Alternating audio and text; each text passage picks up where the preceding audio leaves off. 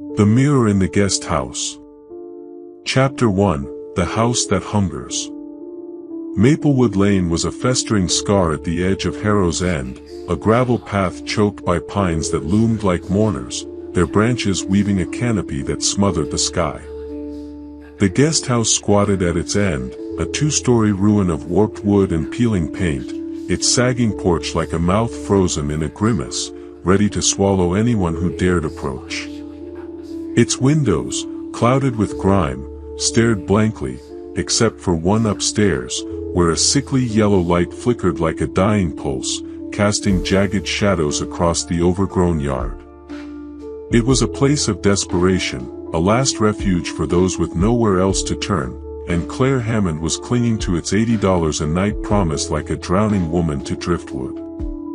Her hatchback coughed to a stop in the driveway, tires spitting gravel as dusk bled into the sky, bruising the pines purple. The air was thick with damp earth, pine sap, and a sour undercurrent, like rot seeping from the soil, a stench that clung to her clothes and skin. Claire stepped out, sneakers sinking into the soft earth, and slung her duffel bag over her shoulder, its weight a reminder of her unraveling life, fired from her diner job, evicted from her apartment, her savings drained to nothing. The 8-hour drive through endless highways had left her hollow, her eyes gritty, her hands trembling from too much coffee and too little sleep. The online ad had been a desperate beacon, its low price a warning she'd ignored, her only thought to find a bed, any bed, before the world collapsed entirely. Better than the street, she muttered, her voice flat, swallowed by the oppressive silence. The pines towered, their shadows stretching like fingers across the driveway, and a mist curled through them, cold and clinging, wrapping her in a shroud that made her skin prickle. She climbed the porch, its warped boards groaning under her weight, each creak echoing like a warning. The front door was ajar, a sliver of dim light spilling out, an invitation that felt more like a trap. She hesitated, her hand hovering over the handle, a chill crawling up her spine, as if the house were watching, waiting for her to cross its threshold. Pushing the door open, the hinges wailed, a low, mournful sound that reverberated in the foyer, like the house itself was exhaling. The air inside was stale, heavy with mildew, dust, and a faint metallic tang, like blood left to dry. Faded floral wallpaper peeled at the edges, curling like dead skin, exposing plaster that crumbled under its own weight. The floorboards sagged, creaking with every step, as if protesting her presence.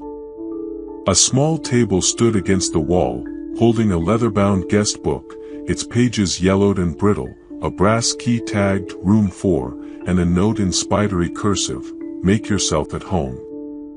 Breakfast at 8. I'll see you then. Eleanor."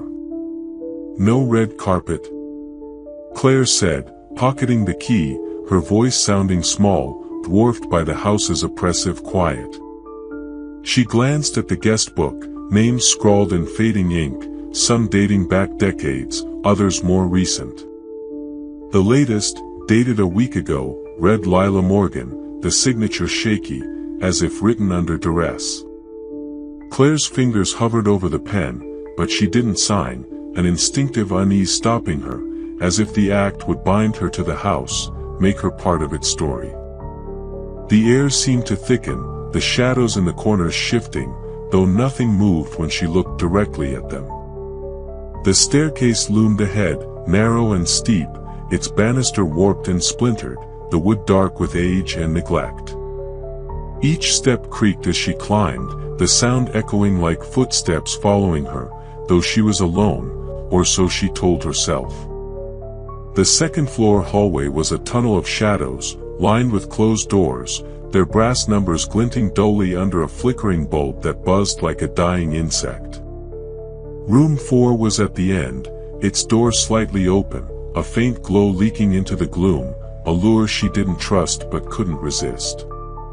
She pushed it open, hinges squeaking, and flicked on the light, the bulb's harsh buzz filling the room.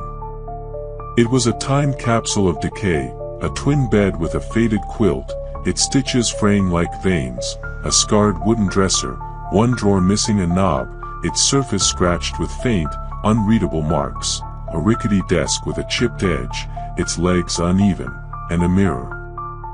The mirror dominated, a full-length monstrosity with an ornate frame carved with twisting vines and leaves that seemed to writhe in the flickering light, as if alive. Its glass was cloudy, like fogged breath, warping the room's reflection into a distorted version where walls bent inward, light dimmed, and shadows pooled at the edges, hungry and waiting. "Charming," Claire said, tossing her bag onto the bed, the mattress sagging with a groan of rusted springs. She caught her reflection and froze. For a heartbeat, a shadow flickered behind her, formless, quick, like a figure darting out of sight.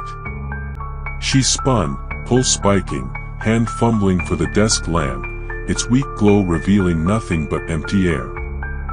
"Get it together," she whispered, rubbing her eyes, blaming exhaustion, but the mirror's presence lingered, heavy, like an eye that never blinked, its gaze pressing against her skin. She unpacked her laptop, a change of clothes, and a photo of her sister, Sarah, taken 6 years ago at a county fair, Sarah's smile bright, her eyes sparkling with a joy Claire hadn't felt since. Sarah had died 5 years ago in a car accident, a rainy night, a slick road, Claire behind the wheel. The guilt was a constant companion, a wound that bled fresh every time she thought of that night, the screech of tires, the shatter of glass, Sarah's scream cut short. She set the photo face down on the dresser, unable to meet her sister's eyes, the memory a knife twisting in her chest. The mirror seemed to hum, a low vibration she felt in her bones, like a heartbeat emanating from the glass. She turned, catching her reflection again, and her breath caught. Her eyes in the glass looked wrong, too wide, too dark, like they belonged to someone else, someone who knew her secrets, her shame. She blinked, the illusion gone, but her skin prickled, the room colder, the air heavier. She grabbed her hoodie and draped it over the mirror, the fabric snagging on the frame's carvings, as if the mirror resisted being covered, its vines clutching the cloth like fingers. The act felt futile, the mirror's gaze still pressing, unseen but inescapable. Sleep was impossible. The bed was lumpy, the quilt stifling, and every creak of the house sounded like footsteps pacing beyond the door, circling, waiting. Around 1 a.m., Claire sat up, heart thudding, skin clammy, sweat beading on her forehead despite the chill. The hoodie had slipped off the mirror, pooling on the floor, and the glass glowed faintly, a sourceless light pulsing like a heartbeat, casting sickly shadows that danced across the walls. She stared at her reflection, and her face wasn't hers, skin gray, eyes hollow, mouth curled into a smile that wasn't human, a smile that knew her, that wanted her. She scrambled out of bed, bare feet cold against the floorboards, and yanked the hoodie back over the mirror, hands shaking as she taped it with duct tape from her bag, wrapping it tight until no glass was visible. Just tired, she told herself, voice trembling, barely audible in the room's oppressive silence, but the whispers started, soft, muffled, like voices through a wall, coming from the mirror despite its covering. Claire, they seemed to say, her name a taunt, a lure, layered with other voices, pleading, angry, hungry. She didn't sleep again, the whispers echoing in her skull, the house's weight pressing down, as if it wanted her to stay, to become part of its endless memory. Chapter 2, The Guests and the Keeper. Morning brought a gray drizzle that blurred the pines into a watercolor smear, the guest house's silhouette stark against the sodden sky, its windows like eyes watching the world drown. The dining room was a relic of forgotten summers, its long oak table scarred from years of use, its mismatched chairs creaking under weight, their upholstery frayed and stained. A chandelier hung overhead, half its bulbs dead, casting a dim glow over faded wallpaper that peeled like old wounds, exposing plaster that crumbled like ash. The air smelled of burnt coffee, stale bread, and a faint, acrid undertone, like something decaying beneath the floorboards. Claire took a seat, her hands wrapped around a chipped mug, the coffee's heat a weak shield against the chill that had settled in her bones, her eyes gritty from a sleepless night. Eleanor moved like a specter, her wiry frame draped in a gray cardigan that blended with the shadows, her gray hair pulled into a tight bun that stretched her skin taut, giving her face a skeletal sharpness. Her eyes were sharp, glinting like polished stone, and her smile was a thin line that didn't reach them, a mask that hid whatever she truly felt. She poured coffee from a chipped pot, her movements precise, almost mechanical, as if she'd performed this ritual for decades and resented every second. Her presence was unsettling, a quiet authority that filled the room, making the air heavier, the shadows deeper, as if the house itself moved through her. "Claire, yes," Eleanor said, setting a plate of dry toast before her, her voice low, measured, each word weighed and deliberate, like a judge passing sentence. "What brings you to Harrow's End?" "Just passing through," Claire said, sipping the bitter coffee, its taste sharp and acrid, burning her tongue. "Needed a cheap place to crash for a bit." She kept her tone neutral, but her fingers tightened around the mug, Eleanor's gaze pressing against her like a physical weight, peeling back her defenses to expose the fear beneath. Eleanor's eyes lingered, too long, too heavy, as if she could see the guilt Claire carried, the memory of Sarah's scream, the blood on the road. "This house has a way of drawing people," she said, her voice almost a whisper, a hint of something, pity, warning, or regret, beneath her words. "It's older than Harrow's End itself, older than anyone still living here. It's seen a lot of comings and goings, and it doesn't forget." Claire forced a nod, her skin prickling, the hairs on her arms standing up, and shifted her focus to the other guests, trying to escape Eleanor's stare, which felt like a blade at her throat. There were three: Tom, a middle-aged man with a trucker's weathered face, his scowl etched deep, his hands rough and calloused, knuckles scarred from fights or labor; Lila, a woman in her 30s, pale and quiet, her hands trembling as she picked at her toast, her eyes downcast, as if hiding from the world, her hair falling in limp strands over her face; and Jake, a lanky college student with a backpacker's tan and restless energy, his grin too bright for the room's gloom, his fingers tapping a nervous rhythm on the table, his eyes darting as if expecting something to leap from the shadows. "Place gives off ghost story vibes, don't it?" Jake said, leaning forward, his voice cutting through the silence like a knife, sharp and reckless.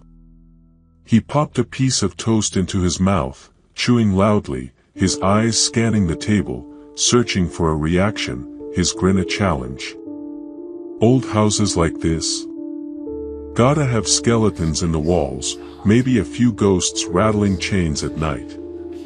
Bet there's a story or two buried here." Tom snorted, buttering his toast with aggressive swipes, the knife scraping the plate, the sound grating in the quiet room, like nails on a chalkboard. "Kid, it's just a dump," he said, his voice rough, gravelly, his eyes narrowing, his scowl deepening. "Creaky floors, bad pipes, worse wiring. Save the ghost crap for Halloween. I'm here to sleep, not play campfire storyteller with a bunch of spooked kids." Lila's fork paused midair, her voice a fragile thread, barely audible over the chandelier's faint buzz, her hands trembling, knuckles white. "It's not crap," she said, her eyes fixed on her plate, as if afraid to meet anyone's gaze, her voice trembling with a fear that made the air heavier. "The mirror in my room. I had to cover it last night."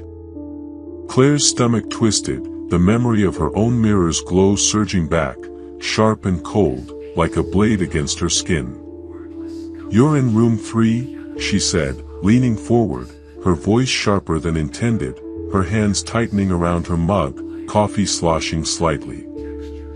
"My mirror's weird too. Room 4. What did you see?" Jake's grin faltered, his eyes flicking to the doorway, as if expecting something to slink through the shadows, his fingers stilling on the table, his bravado cracking. "Wait, what?"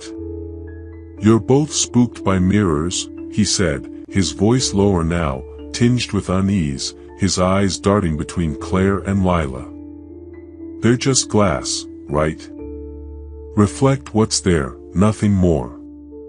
"They're not just glass," Lila said, her voice trembling, her hands clutching the table's edge, her eyes glistening with unshed tears, her face pale as bone. "Last night, I was brushing my hair, looking in the mirror, and there was someone else there. A woman, standing behind me. Her face was pale, like she wasn't alive, and her eyes, they were just holes, black and empty, like they'd been carved out. But when I turned, no one was there. I covered the mirror with a sheet, but I heard her all night, whispering my name, over and over, like she was right behind me." The table fell silent, fork still, coffee cooling, the air thick with a shared dread. Claire's skin prickled, the shadow in her own mirror flashing in her mind, the whispers echoing in her skull, her name a taunt in the dark. Tom shook his head, muttering about superstition, his scowl deepening, but his hand shook as he reached for his coffee, the mug trembling slightly, betraying his bravado. Jake laughed, a forced, brittle sound that cracked in the quiet, his fingers resuming their nervous tapping, faster now, a drumbeat of unease. "Okay, that's creepy as hell," he admitted, his voice quieter, his grin gone, his eyes darting to the windows, where the drizzle blurred the world outside, reflections flickering in the glass. "I mean, I didn't see anything, but my room 2, has a mirror like that too. Big, old, kinda feels like it's staring at you, you know. Thought it was just the vibe, but now, damn." Eleanor, wiping her hands on her apron, smiled thinly, her eyes glinting in the dim light, sharp as broken glass, her presence a weight that pressed against them all. "Old houses make noises," she said, her voice calm but edged, like a blade hidden in silk, her words deliberate, measured. "Mirrors play tricks. Nothing to worry about. More coffee, anyone?" Claire caught Lila's eye, noting her pallor, the way her hands shook, the fear etched into her face like a brand. "You're saying it's normal?" Claire said, her voice steady despite the unease gnawing at her hands clenching around the mug, her knuckles white. "Seeing people in mirrors who aren't there. That's not a trick, Eleanor. That's something else." Eleanor's smile didn't waver, but her eyes hardened, like ice over a frozen lake, cold and unyielding, her posture stiffening. "This house is old," she said, setting the coffee pot down with a deliberate thud, the sound echoing in the quiet room, sharp as a gunshot. "It's seen a lot of people pass through, more than you can count. Sometimes, it holds on to them. The mirrors, they reflect what's been here before, what's still here, in a way. That's all." "That's not an answer," Tom snapped, his voice rough, gravelly, his fists clenching on the table, his coffee mug trembling, coffee sloshing over the rim. "You're dodging, lady. What's wrong with this place? You know something, don't you? Spill it." Eleanor's gaze flicked to him, cold and sharp, her lips a thin line, her hand stilling on the apron, fingers twitching slightly, as if restraining an urge. "If the mirrors bother you, cover them," she said, her voice low, almost a warning, her eyes boring into Tom's, unblinking. "But don't look too long." Some things don't like being seen, and they see you back. The room seemed to contract, the air heavier, the chandelier's light flickering, casting jagged shadows across the walls that seemed to move when Claire wasn't looking. Her pulse quickened, Eleanor's words sinking into her like claws, sharp and cold, a warning she couldn't ignore. Lila's breath hitched, her eyes glistening with tears, her hands twisting her sweater, the fabric fraying under her fingers. Jake shifted in his seat, his fingers tapping faster, his eyes darting to the doorway, his bravado crumbling, replaced by a quiet fear that mirrored Claire's own.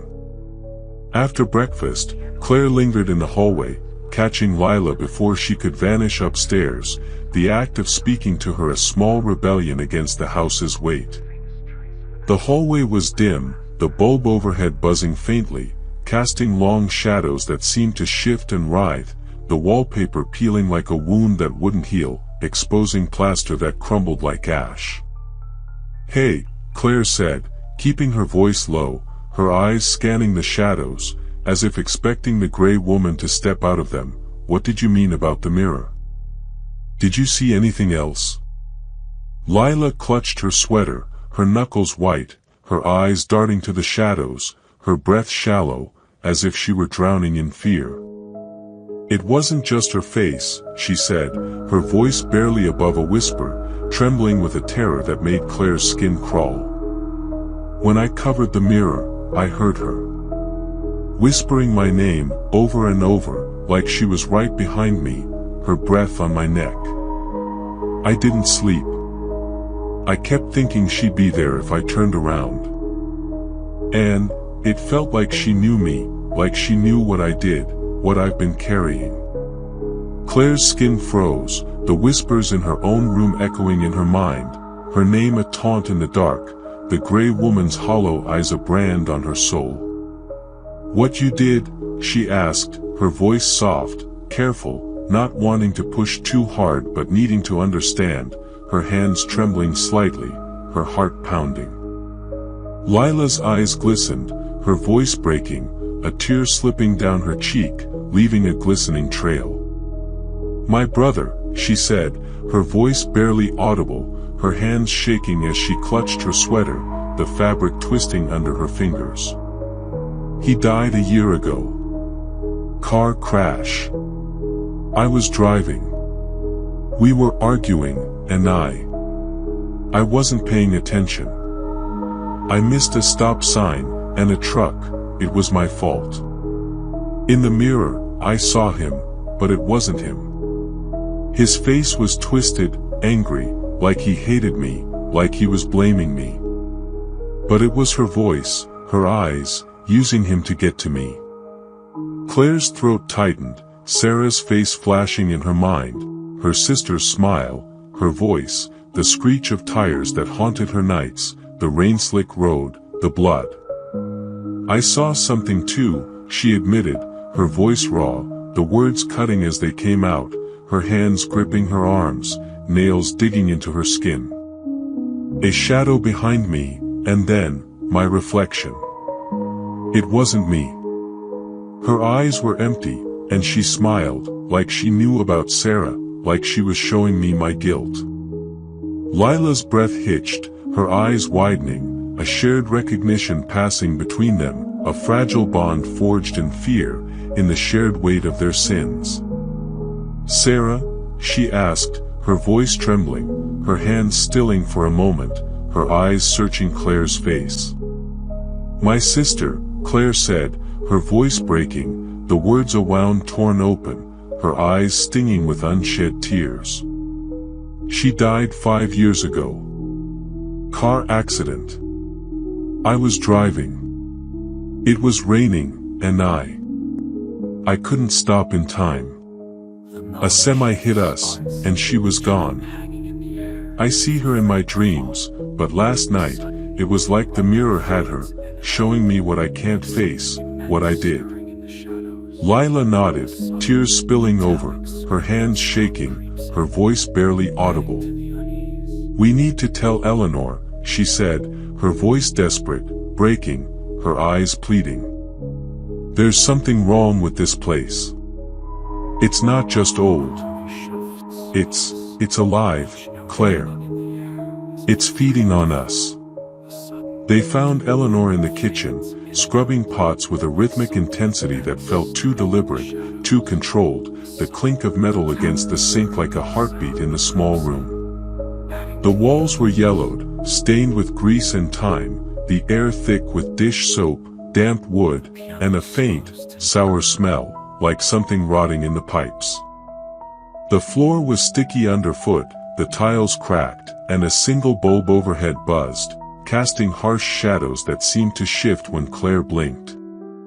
Eleanor didn't look up as they entered, her hands moving methodically, water steaming from the sink, her fingers red from the heat, her posture rigid, as if braced for their questions.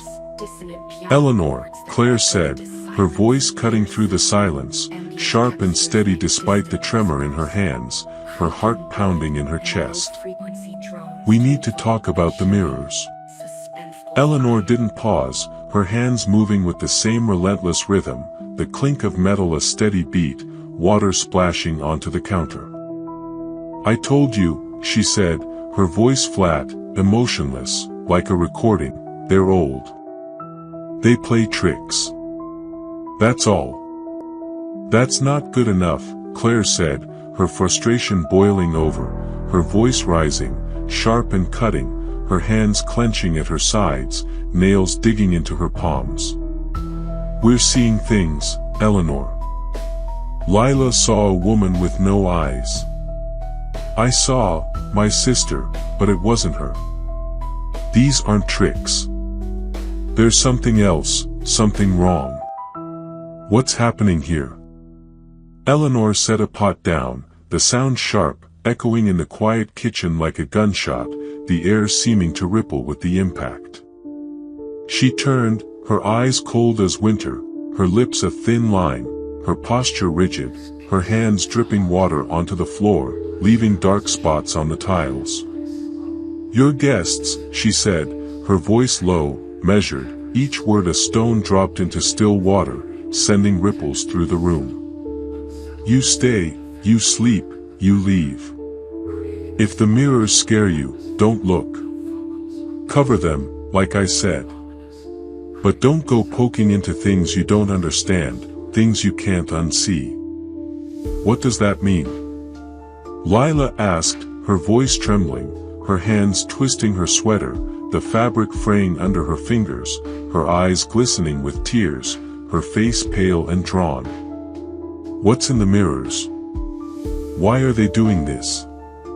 Why us?" Eleanor's gaze flicked to Lila, softening for a moment, a flicker of something human, pity, regret, or sorrow, crossing her face before it hardened again, her eyes like steel. "This house has a memory," she said, her voice barely above a whisper, her words heavy with a truth she didn't want to share, a burden she'd carried too long. "The mirrors hold it. People who stayed here, people who never left, they're still here, in a way, in the glass. If you see them, they see you too. Be careful what you let them see, what you give them." Claire's heart pounded, the air in the kitchen colder, the walls seeming to lean inward, the shadows deepening, as if the house itself were listening, breathing, waiting. "You're saying the house is haunted?" she asked, her voice sharp, cutting through the tension, her hands shaking but her resolve firm, her eyes locked on Eleanor's, searching for the truth. Eleanor's smile returned, thin and sharp, like a blade glinting in the light, her eyes glinting with something Claire couldn't name, fear, knowledge, or resignation. "I'm saying it's old," she said, turning back to the sink, her hands resuming their rhythm, the clink of metal a steady beat, a refusal to say more. "And old things have stories, stories that don't end. Don't look for them unless you're ready to be part of one, to be remembered." Claire exchanged a glance with Lila, who looked ready to collapse, her face pale, her eyes wide with fear, her hands shaking, her breath shallow. The kitchen felt smaller, the air thicker, as if the house were closing in, its walls breathing, its shadows alive. Claire's mind raced, Eleanor's words a riddle she couldn't solve but couldn't ignore, a puzzle with pieces missing, pieces the house held tight. The mirrors weren't just mirrors, they were something else, something alive, something hungry, something that had seen her, seen them all, and wanted more. Chapter 3, Whispers in the Glass. Eleanor's words haunted Claire, clinging to her like damp fog, seeping into her thoughts, her fears, her dreams. That night, she fortified her defenses, taping her hoodie over the mirror with duct tape, wrapping it tight until no glass was visible, the frame's carved vines pressing against the fabric like bones beneath skin, as if the mirror were straining to break free. She added a second layer, a towel from the bathroom, securing it with more tape, her hands shaking as she worked, the act a desperate attempt to shield herself from the glass's gaze. But the room felt alive, the air pressing against her skin, cold and heavy, as if the house were breathing, watching, waiting for her to falter. She lay in bed, staring at the ceiling, the quilt stifling, its weight like a body pressing down, the fabric scratching her skin. Every creak of the house sounded like footsteps circling her room, every shadow a threat that vanished when she looked directly at it. The bulb overhead buzzed faintly, its light flickering, casting jagged patterns across the walls that seemed to shift and writhe, like figures trapped just beneath the surface. Around midnight, the whispers started, soft, insistent, like voices muffled through a wall, coming from the mirror despite its coverings, a chorus that grew louder, more urgent, as if angered by her attempt to hide it. Her heart thudded, her breath shallow, as she sat up, eyes fixed on the shrouded glass, her hands trembling, sweat beading on her forehead despite the chill. The tape was peeling at one corner, the towel sagging, the hoodie beneath it slipping, as if the mirror were pushing back, resisting her efforts, its presence a weight that pressed against her chest. She froze, listening, the whispers growing louder, a cacophony of voices, none of them hers, overlapping in a chilling harmony. Stay. See us. Join us. Claire. Her name was a taunt, a lure, layered with other voices, pleading, angry, hungry, some familiar, some not, all pulling at her mind.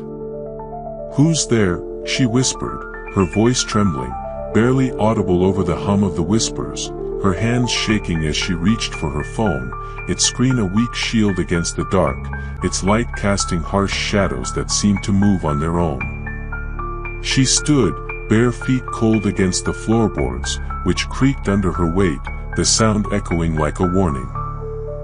She approached the mirror, her pulse a drumbeat in her ears, her breath fogging in the frigid air. The towel slipped further, revealing a sliver of glass that gleamed like black water, reflecting nothing but a void, a darkness that pulsed with intent, like a heartbeat she could feel in her bones. She reached out, fingers brushing the fabric, and the whispers surged, sharp and urgent, clawing at her mind, her name a scream that echoed in her skull.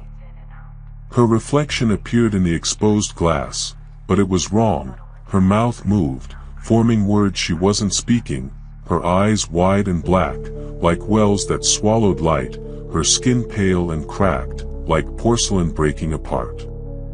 Behind her, a figure materialized, a woman with long, matted hair, gray skin cracked like dry earth, hollow eyes gleaming with a hunger that made Claire's stomach lurch. The woman pointed, her fingers sharp, twitching, her movements jerky, unnatural, like a puppet on frayed threads, her mouth opening in a silent scream that pressed against Claire's mind, a pressure that wasn't sound but felt like a vice. Claire's breath caught, her body screaming to run, but her feet were lead, rooted to the spot, her eyes locked on the glass. The woman's mouth moved, a silent scream that echoed in Claire's skull, a sound that wasn't sound but a weight, crushing her thoughts. You see me, the whispers hissed, the voice layered, 1,000 voices speaking as one, some pleading, some angry, all hungry, all knowing. You belong to us, Claire.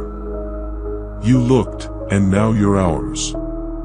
She stumbled back, her hip crashing into the dresser, the lamp toppling with a crash that shattered the silence like glass breaking on stone, the bulb bursting in a shower of sparks that plunged the room into darkness, save for the mirror's sickly glow.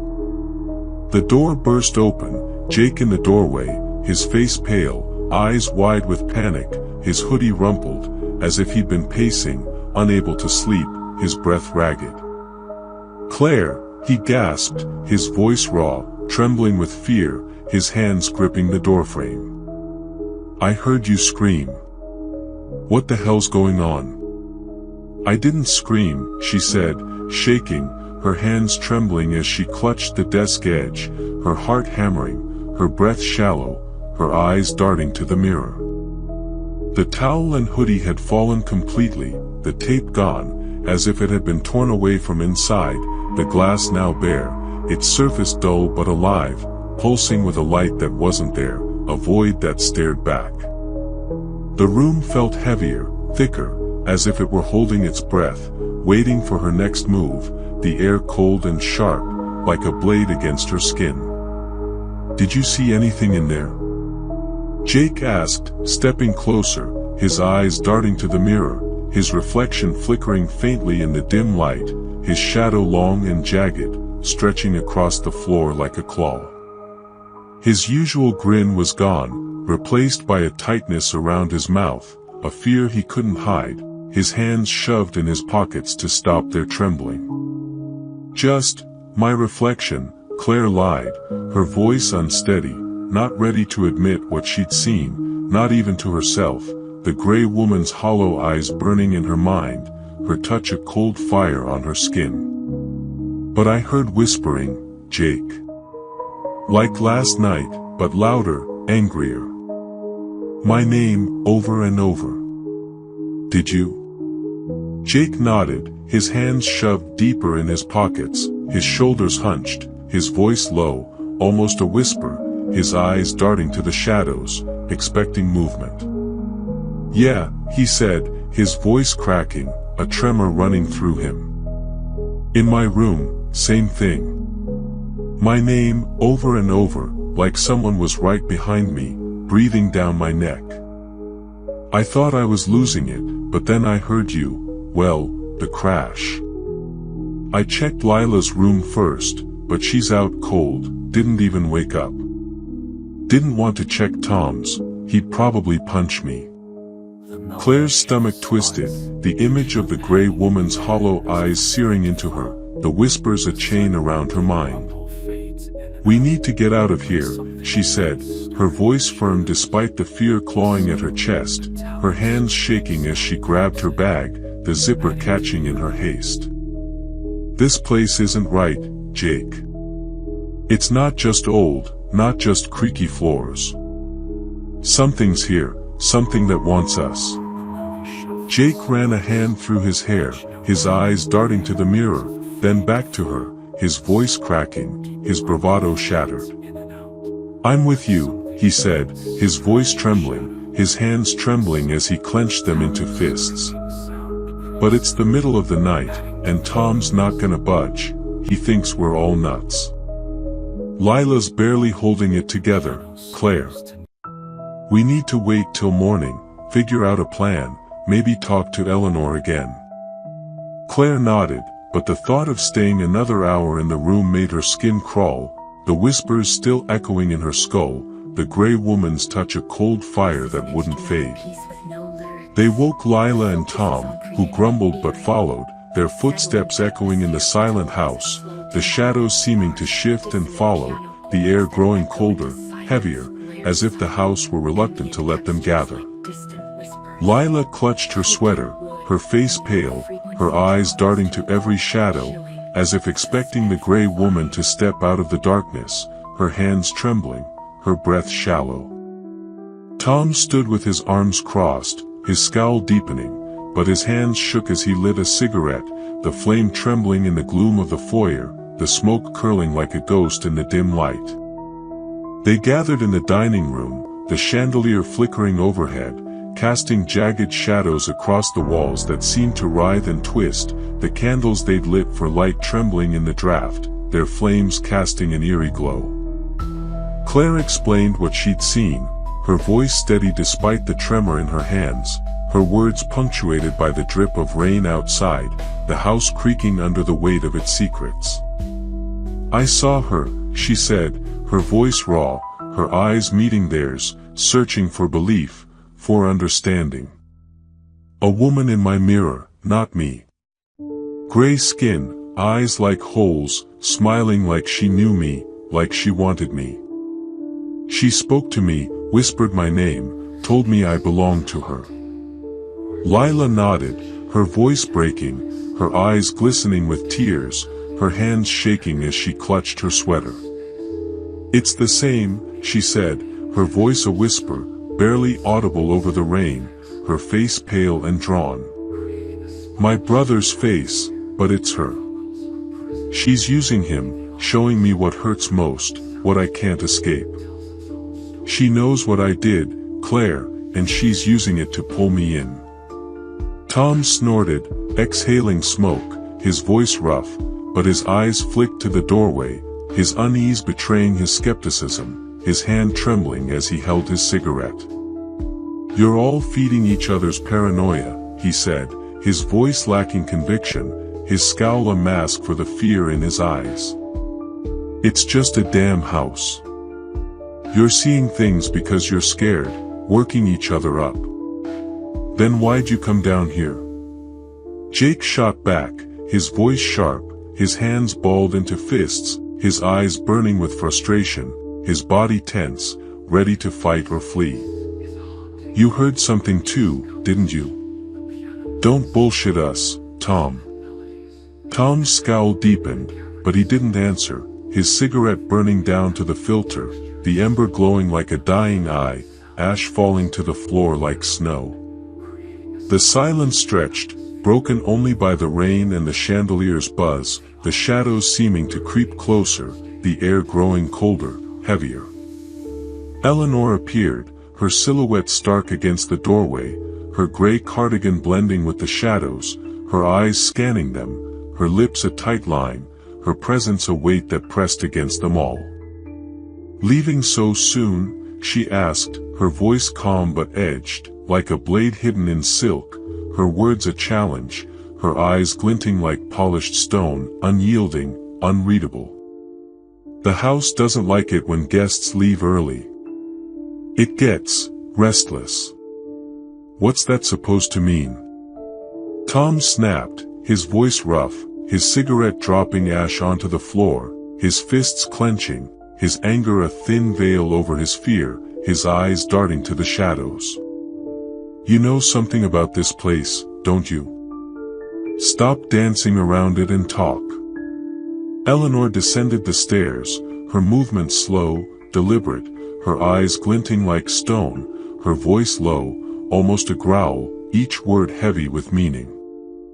"The mirrors show what the house remembers," she said, her words sinking into them like claws, sharp and cold. "People who stayed here, people who never left, they're still here, in the glass, in the walls, in the air you breathe. If you see them, they see you too, and they don't let go easily."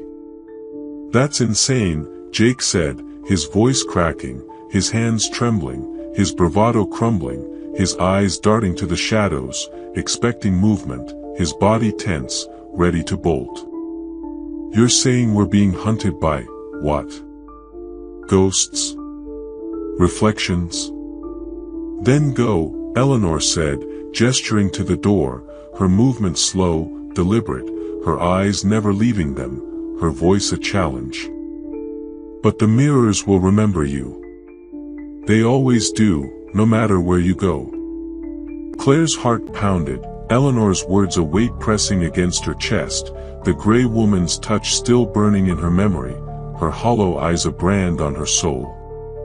"The gray lady," she said, her voice steady despite the fear, her eyes locked on Eleanor's, searching for the truth, for a crack in her facade. That's who we're seeing, isn't it? Who is she? What does she want? Eleanor's eyes narrowed, a flicker of fear, or recognition, crossing her face, her lips thinning, her posture stiffening, as if Claire had struck too close to a secret she guarded. "You've been talking," she said, her voice low, a warning, her eyes boring into Claire's, unblinking. "Be careful what you ask, girl. She's older than this house, older than me, older than you can imagine. She watches, she waits, and she's chosen you. Leaving won't change that." The air thickened, the house creaking as if in agreement, the shadows deepening, the candles flickering, their flames trembling in the draft. Claire's mind raced, the gray lady's hollow eyes a brand on her soul, the whispers a chain pulling her back, binding her to the house, to its memory, to its hunger. The house was alive, its mirrors a trap, its memory a prison, and they were marked, bound by what they'd seen, what had seen them, what wanted them. Chapter 4: Flight from the Shadows.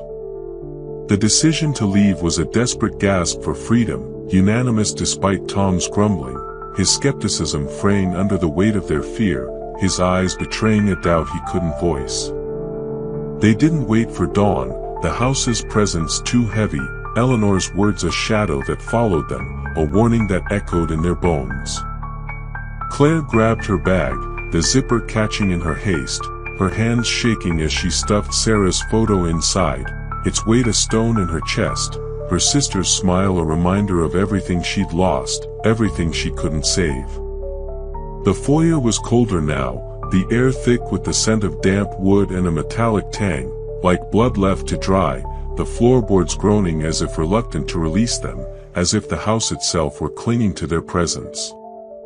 Tom's van was parked crookedly in the driveway, its paint chipped, its windows fogged with condensation, a battered relic that smelled of cigarette smoke and diesel, its seats worn and stained. They piled in, Claire in the passenger seat, Lila and Jake in the back, their bags crammed at their feet, the air inside stale, heavy with fear, their breaths fogging in the cold. The engine sputtered to life, its roar a weak defiance against the house's silence, the headlights cutting through the mist, illuminating the guest house's silhouette, its windows like eyes watching their retreat, unblinking, unforgiving. Claire glanced back, her heart stopping, her face in room 4's window, not a reflection but her, standing in the room she'd just left, her eyes blank, her mouth curled into a smile that wasn't hers, lips moving as if whispering her name, beckoning her back. "Drive," she gasped, her voice lost in the engine's roar, her hands gripping the armrest, nails digging into the worn leather, her heart pounding in her chest, a drumbeat of panic.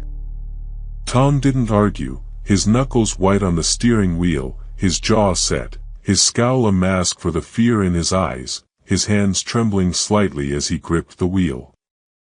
The gravel crunched under the tires, the van lurching as they sped away, the guest house shrinking in the rearview mirror, its outline blurring into the mist, but never truly gone, its presence a weight that followed them. Claire's breath caught, her eyes fixed on the side mirror, where the house seemed to pulse, its silhouette rippling like water disturbed by a stone, the mist swirling, alive with shapes that weren't there when she blinked. The road twisted through the pines, the trees closing in, their branches scraping the van's roof like claws, the mist curling around them, a living thing that whispered their names. No one spoke for the first hour, the silence heavy, broken only by the engine's hum and the patter of rain on the windshield, the wipers a steady rhythm that did nothing to clear the dread. Lila clutched her sweater, her eyes glassy, her lips moving silently, as if praying or pleading with something unseen, her hands trembling, her breath shallow. Jake stared out the window, his energy drained, his hands tapping a nervous rhythm on his knee, his reflection in the glass pale and haunted, his eyes darting to the shadows, expecting movement. Tom's scowl was fixed, his eyes darting to the mirrors, his hands shaking, betraying the bravado he clung to, the cigarette between his fingers burning down to ash, forgotten. They stopped at a 24-hour diner an hour away, its neon sign buzzing in the pre-dawn gloom, casting a harsh glow over the cracked parking lot, the asphalt slick with rain. The diner was nearly empty, save for a trucker nursing coffee at the counter, his eyes distant, and a waitress with tired eyes wiping down tables, her movements slow, mechanical, as if she'd been here too long, seen too much. They slid into a booth, the vinyl seats creaking, the air thick with the smell of grease, burnt toast, and stale coffee, the fluorescent lights buzzing overhead, casting shadows that seemed to shift when Claire wasn't looking. What the hell was that place? Jake said, breaking the silence, his voice low, his eyes scanning the diner as if the house could follow them here, his hands gripping his coffee mug, his knuckles white. Mirrors showing dead people. Whispers calling our names. That's not just creaky floors, man, that's something else. Lila's voice was a whisper, her hands twisting her sweater, her eyes glistening with tears, her face pale as bone. I saw my brother, she said, her voice breaking, tears spilling over, leaving glistening trails down her cheeks. He's been gone a year. Car crash. My fault. I was driving, and we were arguing, and I didn't see the truck. In the mirror, his face was twisted, angry, like he hated me, like he blamed me. He kept saying my name, but it wasn't his voice. It was hers, the woman's, the one with no eyes. Claire's throat tightened, Sarah's face flashing in her mind, her sister's smile, her voice, the screech of tires that haunted her nights, the rain-slick road, the blood pooling on the asphalt. I saw a woman, she said, her voice steady despite the ache in her chest, her hands clenching her mug, the coffee cold now, her knuckles white. Gray, no eyes, smiling like she knew me, like she knew what I did to Sarah. And my reflection, it wasn't me. It moved when I didn't, spoke when I didn't. Tom snorted, sipping his coffee, his hands shaking, betraying his bravado, his eyes darting to the diner's windows, where their reflections stared back, pale and distorted, watching them. Thought I saw my ex-wife, he said, his voice rough, reluctant, as if the words were being pulled from him, his cigarette burning down to ash. Dead 5 years. Cancer. She was standing behind me, but her eyes, black, empty, like she wasn't her anymore. Like something else was wearing her face, looking through her. Jake leaned forward, his voice low, almost conspiratorial, his eyes burning with a mix of fear and determination, his fingers tapping faster, a nervous drumbeat. I didn't see anyone, he said, his hands gripping the edge of the table, his knuckles white, his voice trembling slightly. But I felt it, Claire. Something trying to crawl inside me, calling my name, like it was pulling me back to that house. And that photo on your phone, what the hell was that? Claire's stomach lurched, the memory of the photo, her in room 4, the gray woman's hand on her shoulder, burning in her mind, a brand she couldn't escape. She pulled out her phone, her hands trembling, her fingers fumbling as she opened the gallery.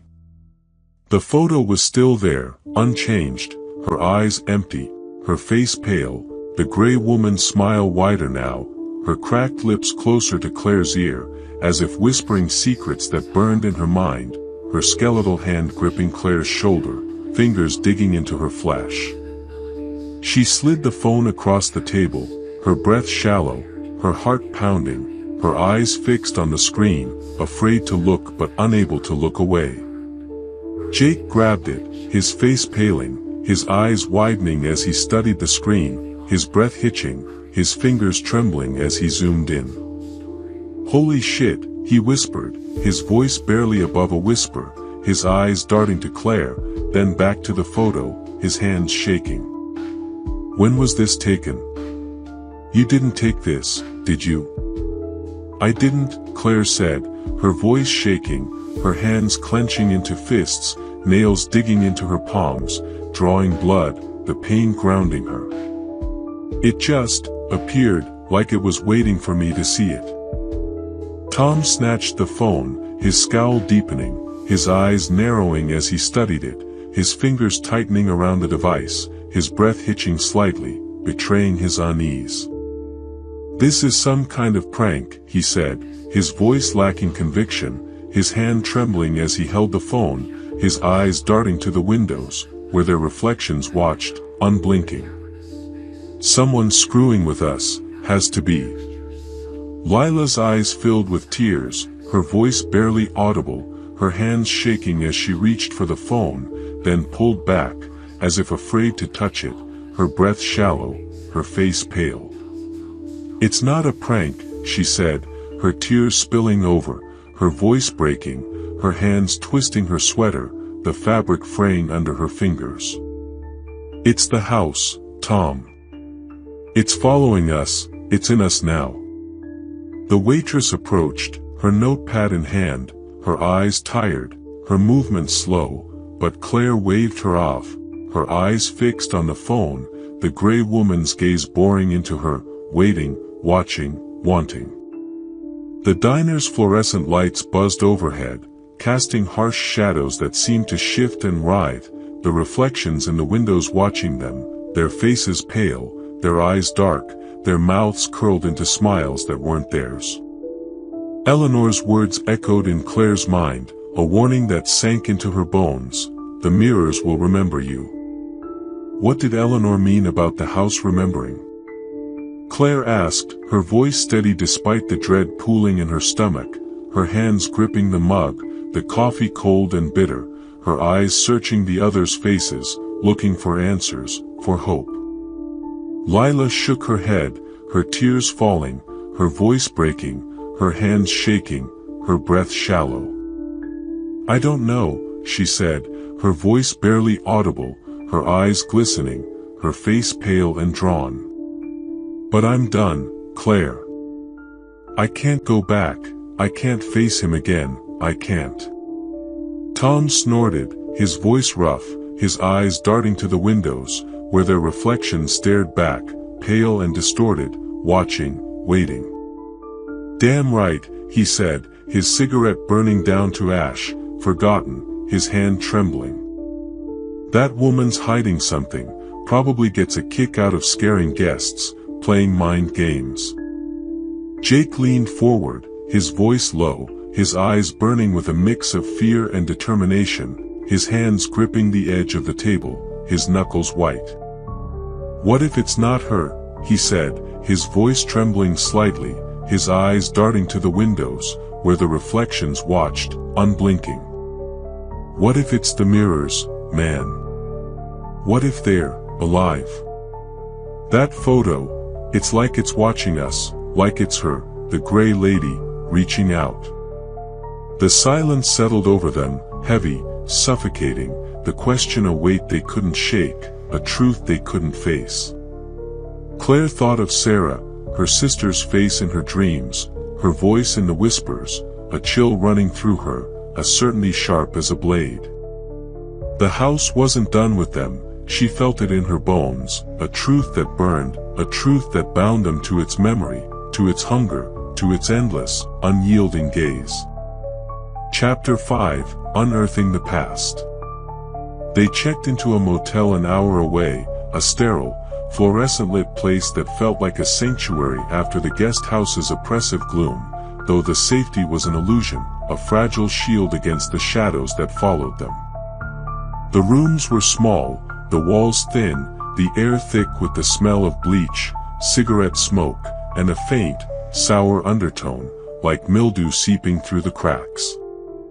Claire avoided the bathroom mirror, brushing her teeth with the door closed, the light off, her hands trembling as she worked, the act a ritual to keep the glass at bay. She taped a towel over the mirror in her room, the fabric sagging under its own weight, but it didn't stop the whispers in her dreams, soft and insistent, calling her name.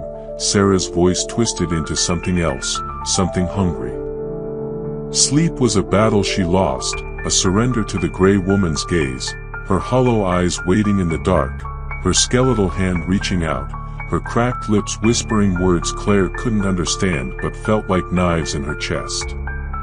She woke at 3 a.m., her heart pounding, her skin clammy, sweat beading on her forehead despite the chill, the towel still in place but the room colder, the air heavy with an unseen presence, a weight that pressed against her, watching, waiting. She checked her phone, half expecting another photo, but the gallery held only the one, the gray woman's smile wider, her hand tighter, her fingers digging into Claire's shoulder, her lips closer, as if whispering secrets that burned in her mind, secrets she couldn't unhear. In the morning, Jake insisted they research the guest house, his voice rough from lack of sleep, his eyes bloodshot, his hands trembling as he opened his laptop on the motel's wobbly table, the surface scarred and stained. They gathered in his room, the curtains drawn tight against the gray daylight, the air thick with the smell of stale coffee, fear, and a faint, sour tang, like the house had followed them here, seeping into the walls. The laptop's glow cast harsh shadows over their faces, their eyes hollow, their skin pale, their reflections in the screen distorted, watching them, waiting. "We need to know what we're dealing with," Jake said, his voice low, his hands shaking as he typed, his eyes darting to the covered mirror on the wall, as if expecting it to come alive, to show the gray woman's face. "That place isn't just haunted, it's something worse, something that's got us now." They searched online, their fingers flying over the keys, their breaths shallow, their hearts pounding, unearthing fragments of the guest house's history, pieces of a puzzle that refused to fit. They found a 1957 article, digitized and buried in a local archive, from the Harrow End Gazette. The guest house had been a boarding house then, run by a woman named Margaret Voss, a reclusive figure who'd taken over in the early 1950s. Guests reported strange occurrences, whispers in the night, shadows moving without a source, reflections in the mirrors that didn't match their movements, that moved when they didn't, that smiled when they didn't. A traveling salesman, quoted in the article, described a woman in his mirror, gray-skinned, eyeless, her mouth open in a silent scream, her fingers reaching through the glass, cold and sharp against his skin. He'd left the next day, vowing never to return, but his account was dismissed as hysteria, a drunkard's tale. In October 1957, Margaret and 3 tenants vanished without a trace, no bodies, no signs of struggle, no clues, just an empty house and a single mirror in every room, their surfaces inexplicably clouded, as if fogged from within, their frames scratched with faint, unreadable marks. The police investigation was brief, the case unsolved, the house abandoned, its reputation a stain on Harrow's End, a story whispered in bars and avoided by locals, a wound that never healed. "They never found them," Jake said, his voice hushed, his eyes scanning the screen, his fingers trembling as he scrolled, his breath shallow, his face pale. The house sat empty for years, boarded up, kids daring each other to break in, but no one stayed long. Then Eleanor bought it in the 80s, turned it back into a guest house, started renting rooms. Locals avoided it, called it cursed, said the mirrors were still there, still watching. Claire's stomach churned, the coffee turning bitter in her mouth, her hands clenching the mug, her knuckles white, her eyes fixed on the screen, where a grainy photo of the guest house stared back, its windows like eyes, unblinking, unforgiving. "Those mirrors," she said, her voice steady despite the fear clawing at her insides, her hands trembling, "they're from Margaret's time, aren't they? They've been there since the 50s, maybe longer." Lila nodded, her face pale, her hands twisting her sweater, the fabric fraying under her fingers, her eyes glistening with tears, her breath shallow. "The article mentions a woman in the reflections," she said, her voice trembling, her hands shaking, her eyes darting to the shadows, expecting movement. "They called her the Grey Lady, said she'd been seen for years, even before Margaret.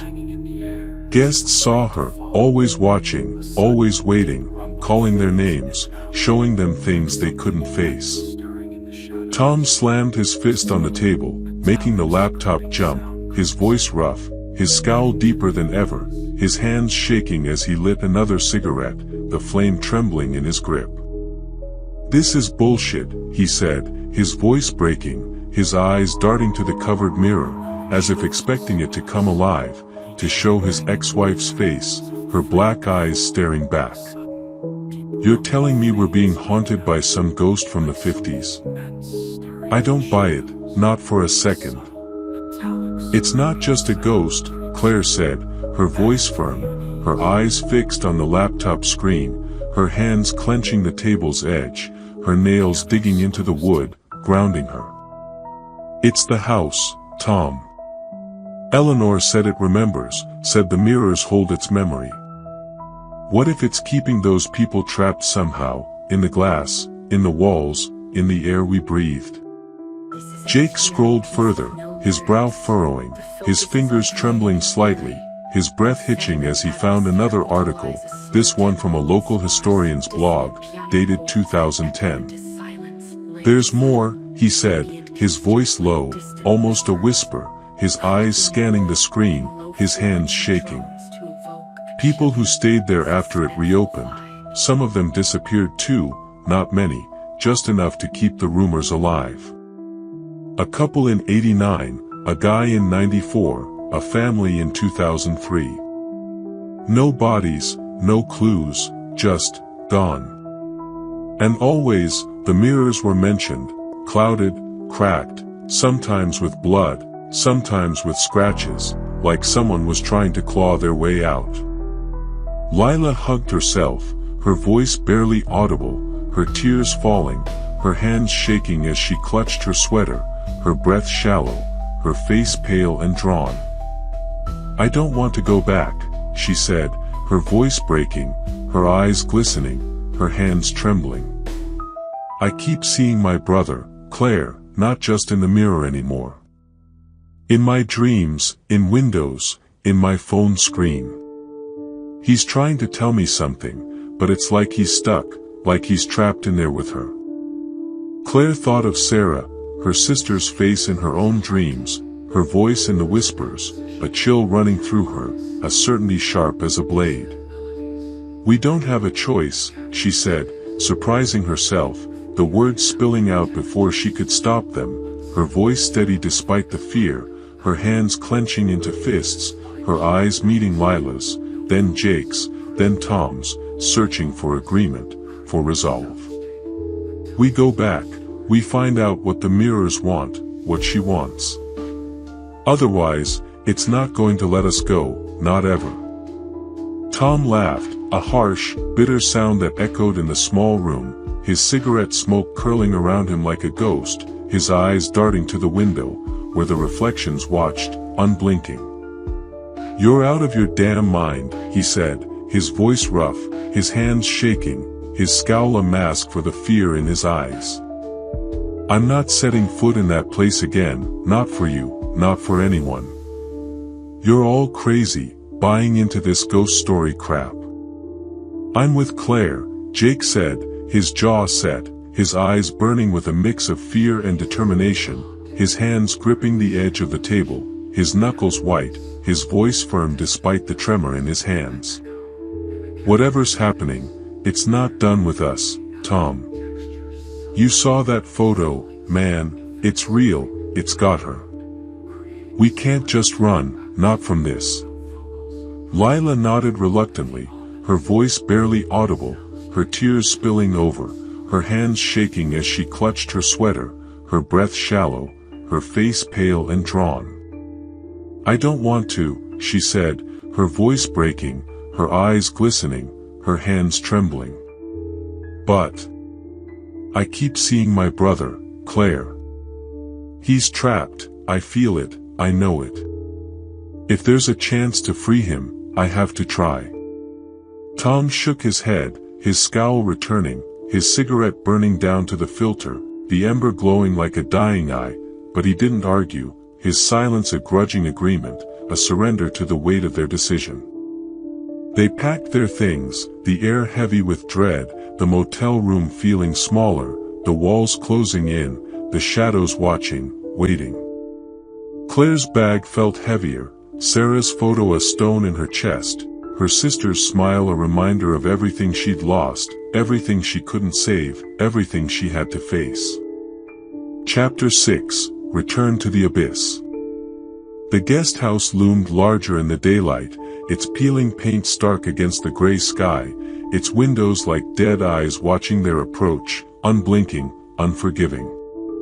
The pines leaned closer, their branches clawing at the van as Tom pulled into the driveway, the gravel crunching like bones under the tires, the sound echoing in the oppressive silence.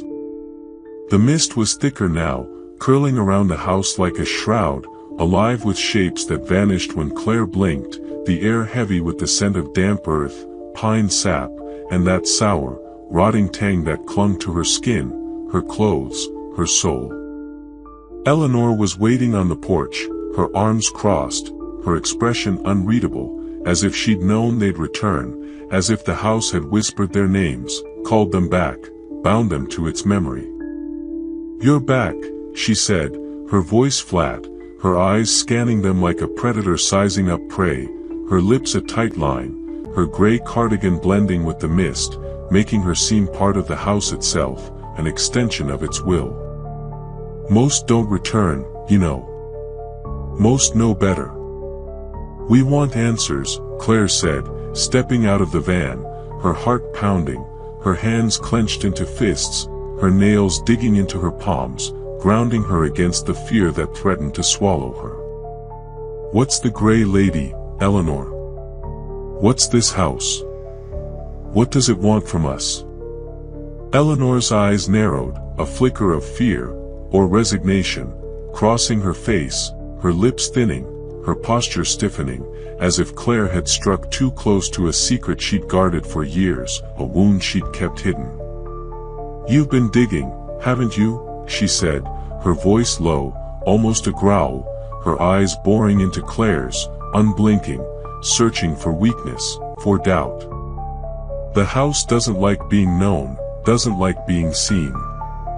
You should have left it alone, should have left her alone." "Enough with the cryptic shit," Tom snapped, slamming the van door, his voice rough, his fists clenched, his cigarette dropping ash onto the gravel, his anger a thin veil over his fear, his eyes darting to the house, expecting movement. "People disappeared here, lady, lots of them. Are you part of it? What the hell's going on?" Eleanor's smile was cold, sharp as broken glass, her eyes glinting like polished stone, her posture rigid, her hands still at her sides, fingers twitching slightly, as if restraining an urge. "I keep the house," she said, her voice steady, deliberate, each word a stone dropped into still water, sending ripples through the air. "That's my burden, my curse. The mirrors do the rest, always have. They're older than me, older than Margaret Voss, older than you can imagine. They see everything, every fear, every guilt, every secret, and they don't forget." "What do they want?" Claire asked, her voice firm despite the tremor in her hands, her eyes locked on Eleanor's, searching for the truth, for a crack in her facade, for something to hold on to. "Why us? Why now?" "They want to be seen," Eleanor said, her voice dropping to a whisper, her eyes darkening, her words a confession, a warning, a plea. "They want you to look, to see them, to know them. But be careful, Claire. Look too long, and you become part of the house's memory, part of her, part of what she feeds on." Claire's heart pounded, the air in her lungs turning heavy, Eleanor's words sinking into her like a blade, sharp and cold, a truth she couldn't unhear, couldn't unfeel. The house seemed to pulse, its windows glinting in the gray light, its presence a weight that pressed against her chest, a living thing that breathed, that hungered, that waited. Jake shifted beside her, his hands shoved in his pockets, his eyes darting to the house, his usual bravado gone, replaced by a quiet fear that mirrored Claire's own. Lila clutched her sweater, her face pale, her lips trembling, her breath shallow, her eyes glistening with tears. Tom's scowl deepened, but his hands shook, his cigarette burning down to ash, forgotten, his eyes darting to the shadows, expecting movement. Inside, the air was colder, the foyer dim despite the daylight filtering through the windows, the wallpaper peeling like a wound that wouldn't heal, exposing plaster that crumbled like ash. They headed to room 4, Claire's room, where the mirror stood uncovered, its surface darker now, almost opaque, like a pool of black water that swallowed light, its carved frame seeming to writhe in the flickering light, the vines twisting, alive, hungry. The room felt smaller, the walls pressing in, the ceiling lower, the mirror dominating the space like a living thing, its presence a weight that pressed against them, a gaze that never blinked. "All right," Jake said, his voice shaky, his hands shoved in his pockets to hide their trembling, his eyes fixed on the mirror, his reflection pale, his shadow long and jagged. "What do we do? Just stare at it? Hope it talks?" "We look," Claire said, her breath fogging the glass as she stepped closer, her heart pounding, her hands trembling, her eyes locked on the mirror, her reflection staring back, pale and drawn, her eyes wide with fear. "Together. We see what it shows us, what it wants us to see." They stood in front of the mirror, their reflections staring back, their faces pale in the dim light, their eyes wide with a mix of fear and determination, their breaths fogging the glass, their hands trembling. At first, nothing happened, the silence stretching taut, the air growing heavier, the room colder, the shadows deepening, the walls seeming to breathe, to pulse. Then, slowly, the glass rippled, like water disturbed by a stone, the surface shimmering with a sickly light that pulsed like a heartbeat, casting eerie shadows across the room, shadows that moved when they didn't, that smiled when they didn't. Their reflections distorted, their faces stretching, eyes sinking into dark hollows, mouths twisting into unnatural shapes that seemed to scream without sound, their skin cracking, peeling, like porcelain breaking apart. Claire's reflection smiled, a smile that wasn't hers, her eyes black, her mouth moving, forming words she couldn't hear but felt, like knives in her chest. "You belong to us." The gray lady appeared behind them, her gray skin cracking like dry earth, her hollow eyes gleaming with a hunger that made Claire's stomach lurch, her mouth open in a silent scream that echoed in Claire's skull, a pressure that wasn't sound but a weight, crushing her thoughts. Lila gasped, clutching Claire's arm, her nails digging into her skin, her breath hitching in panic, her eyes wide with terror, her voice breaking. "She's here," she whispered, her voice a sob, her hands shaking, her face pale and drawn. "She's here, Claire, she's here." The gray lady's hand reached through the mirror, her fingers cold and sharp as they grazed Claire's cheek, leaving a sting like frostbite, a pain that burned and froze at once, blood dripping onto the floor, dark and sticky, pooling like ink, spreading across the floorboards, alive, moving, forming shapes, words. "You looked."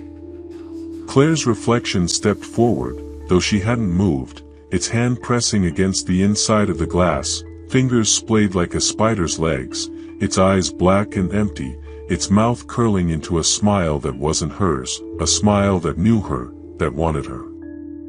"Don't look away," Eleanor's voice came from behind them, sharp and urgent, her silhouette in the doorway, her eyes wide with a fear Claire hadn't seen before, her hands gripping the doorframe, her voice trembling. breaking. If you do, she'll take you, pull you in, keep you forever. Claire's heart raced, her breath shallow, her eyes locked on her distorted reflection, her body trembling but rooted to the spot, her hands shaking, her breath fogging the glass. The gray lady's hand tightened, her nails digging into Claire's cheek, drawing more blood, the pain sharp, grounding her, keeping her in the moment, keeping her from falling into the glass, into the void. The whispers surged, a cacophony of voices that seemed to come from everywhere and nowhere, clawing at her thoughts, her fears, her guilt. You looked. You belong. You're ours. Claire screamed, breaking free, stumbling back, her shoulder slamming into the dresser, the wood splintering under the impact, the room shaking, the walls groaning, the floorboards creaking like bones breaking. The mirror rippled again, the gray lady vanishing, but the room felt heavier, the air thick with malice, as if the house itself were angry, its walls pulsing, its shadows alive, its memory hungry. Jake grabbed a chair, his hands shaking, his jaw set, his eyes burning with desperation, his voice trembling but resolute. "We need to destroy it," he said, raising the chair, his voice breaking, his hands trembling, his eyes fixed on the mirror, his reflection staring back, pale and distorted, smiling a smile that wasn't his. "Smash the damn thing, end this." "No!" Eleanor shouted, stepping in front of the mirror, her arms outstretched, her eyes wild, her voice cracking with urgency, her body trembling, her face pale. "You can't, Jake, you don't understand. It's the only thing keeping them contained, keeping her contained." "Keeping who contained?" Claire demanded, her voice rising, her chest tight with fear and frustration, her hands clenching into fists, blood still dripping from her cheek, staining her shirt, pooling on the floor, alive, moving, whispering. "The gray lady." "Margaret?" "Who, Eleanor? Tell us." "The ones the house took," Eleanor said, her voice dropping to a whisper, her eyes glistening with unshed tears, a flicker of something human breaking through her cold facade, a sorrow that weighed her down, a burden she'd carried too long. "Margaret, the guests, all of them, they're in the mirrors, trapped, bound to her, to the house, to its memory. If you break them, you set them free, and they're angry, Claire, they're not what they were, not anymore. They're hers, and she's hungry." Tom laughed, a desperate, jagged sound that echoed in the room, his cigarette falling to the floor, its ember glowing like a dying eye, ash scattering like snow, his hands shaking, his eyes darting to the shadows, expecting movement. "So what?" he said, his voice breaking, his hands trembling, his scowl a mask for the fear in his eyes. "We just live with this. With them following us, watching us, whispering our names." Eleanor's eyes softened, just for a moment, a flicker of sorrow, of regret, of a humanity she'd buried deep. "Leave the house," she said, her voice barely audible, her hands falling to her sides, her body slumping, as if the weight of her words had broken her. "Don't come back, don't ever come back. And whatever you do, don't look in any mirrors, not here, not anywhere, not ever." Claire's mind raced, the gray lady's touch still burning on her cheek, the whispers still echoing in her skull, the blood on the floor still moving, forming shapes, words, a warning, "You belong." The house was alive, its mirrors a trap, its memory a prison, its hunger a void that would never be filled. And they were part of it now, marked by what they'd seen, what had seen them, what wanted them, what would never let them go. Chapter 7, The Curse That Clings. They fled the guest house for the second time, the van's tires spitting gravel as they sped away, the house fading into the mist but never truly gone, its presence a weight that followed them, a shadow that clung to their souls. Claire's cheek stung, the blood drying in a thin crust, her hands trembling as she clutched her bag, Sarah's photo a stone in her chest, her sister's smile a reminder of everything she'd lost, everything she couldn't save, everything she had to face. The road twisted through the pines, the trees closing in, their branches scraping the van like claws, the mist alive with shapes that vanished when she blinked, the whispers following, soft and insistent, calling her name. Sarah's voice twisted into something else.